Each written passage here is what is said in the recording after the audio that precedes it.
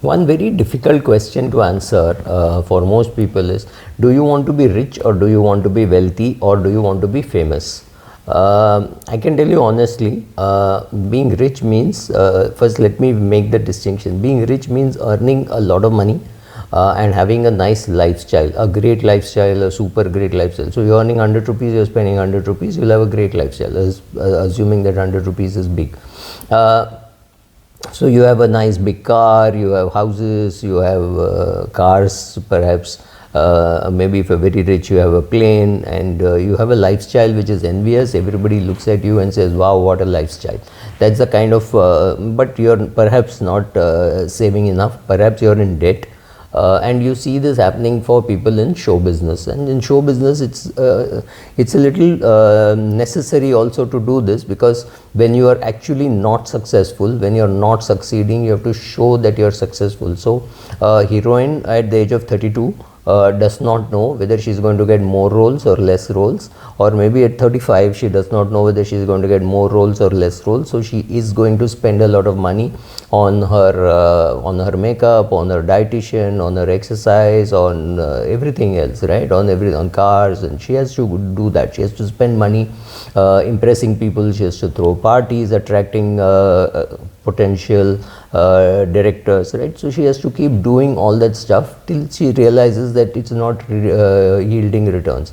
So it becomes very difficult to be in the film industry and not do these things. So you have to keep doing these things, and for that, even if it means going into debt, it's like a businessman saying, oh, I'm in trouble, so I'll borrow money, and one day when I make money, I'll repay. So it's a little difficult lifestyle kind of situation if you're in the film industry. However, today many people get carried away by seeing other people's lifestyle, and they get into debt maintaining that lifestyle. So that means you are rich, but you're not wealthy. You could be in debt, trying to show off, right? So the question is, what is wealthy? Wealthy is when you have created assets which are perhaps not visible to the world, but which will put cash in your hand. So some investment which puts cash in your hand, that is creating wealth for yourself. So becoming wealthy is a loftier aim than getting rich. Very many film stars of Hollywood or Bollywood you can see who would have made a lot of money but lost a lot of it, and therefore now they are into almost being poor. You see that happening, right?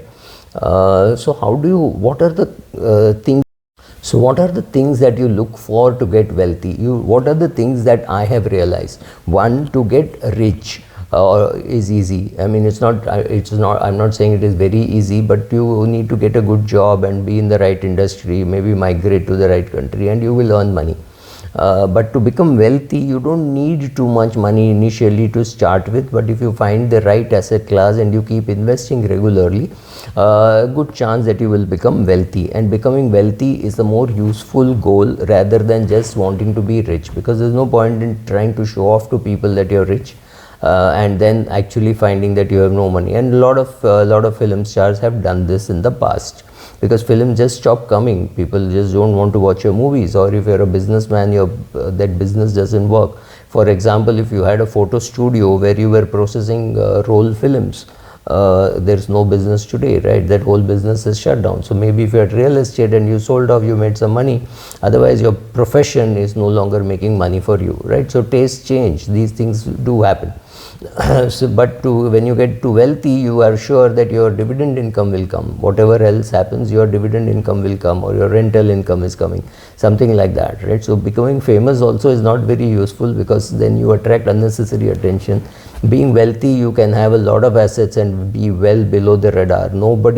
You're just like what the book describes, the millionaire next door. Nobody knows that you're a millionaire. You're driving a small car. Nobody knows what kind of mutual funds or unit-linked plans or direct equity that you own, or real estate that you own. At least in real estate, there is some visibility. In case of mutual funds, there's no visibility. I know people whose house I can walk in and I know that they've got, say, 1000 crores in mutual funds, or somebody who's got 50 crores in mutual fund. These are not rich. These are 1000 crores is extremely, extremely rich.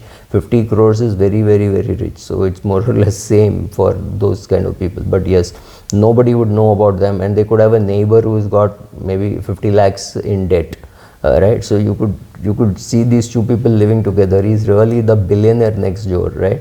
So okay, not billionaire, or rupee billionaire perhaps. So that is the kind of money which some people have, and it is not visible to you at all.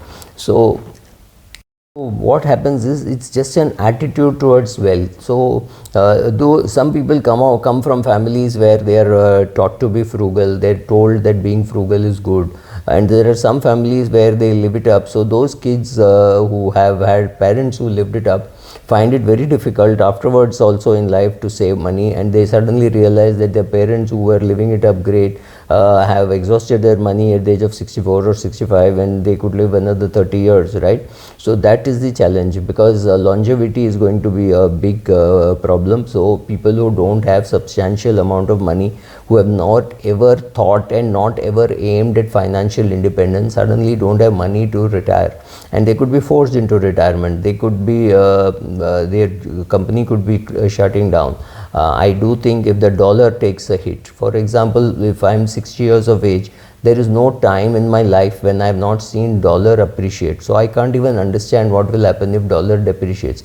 Let us assume for a minute, today we are in 2023, let us assume for a minute that in 2033, the dollar is about say 10 rupees, right? Are we ready for some scenario change like that? No, we are addicted to saying, oh no, the dollar will always appreciate by 5%, right? So what if it does not appreciate? That I have seen. What happens if the appreciation is very small over a 10-year period? What happens if it is still 60 rupees at the end of 10 years, which means the inflation in India and inflation in US was same? Then what happens to the earnings of companies in which you have invested? You have to start thinking in all these terms, and therefore you will try to build a bigger and bigger portfolio, right? So like somebody called you and said you need 1 crore to retire, but you also realize that a friend spent 30 lakhs in COVID for his mother, right? Or so then you are saying, oh my god, 1 crore seems to be enough, but what happens if a COVID like situation happens? So you keep on building moats for yourself and doing all those things. So when you start doing that, even small amounts of money help. So start small, don't worry about the size which you are starting, because if n is long, if you're starting young, maybe you started at the age of 18, maybe you started at the age of 20, then by the time you're 40 you would have a reasonable sum of money. And also because you've lived frugally, you need less amount of money to be financially free. So put all this together and you will realize that this is a part of your financial independence, or your retirement plan, or your wealth accumulation plan. These words can be used interchangeably. You find out which path do you want to go on, right? So that is your job.